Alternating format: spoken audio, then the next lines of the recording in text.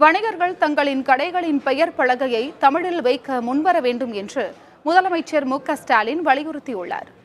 தமிழ்நாடு வணிகர் நல வாரிய உறுப்பினர்களின் முதல் கூட்டம் முதலமைச்சர் மு க ஸ்டாலின் தலைமையில் சென்னையில் நடைபெற்றது. இதில் உரையாற்றிய முதலமைச்சர் ஸ்டாலின், வணிகர் நல வாரிய உறுப்பினர்களுக்கு உதவித்தொகை அதிகரிக்கப்பட்டுள்ளதாக தெரிவித்தார்.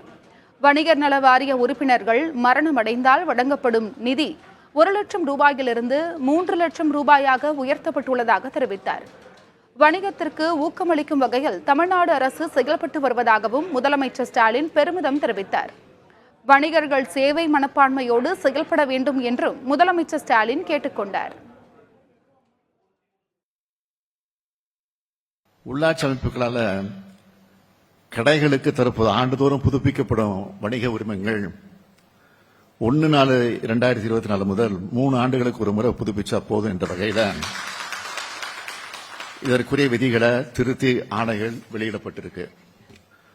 அது மட்டும் இல்ல, நகர்ப்புற உள்ளாட்சி அமைப்புகளான கடைகளோட குத்தகை 9 ஆண்டுகள் என இருந்ததை 12 ஆண்டுகள் என விதிகளில் திருத்தம் செஞ்சு 1/8/2024 முதல் நடைமுறைப்படுத்தப்படும் என்பதை மகிழ்ச்சியோடு தெரிவிச்சுக்கிறேன்.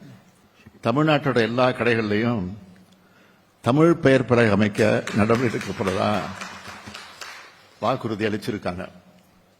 இது போன்ற செயல்கள் நாங்கள் சொல்லி நீங்க செய்யறதா இல்லாம நீங்களே முன்வந்து செய்யறதா இருக்கணும்.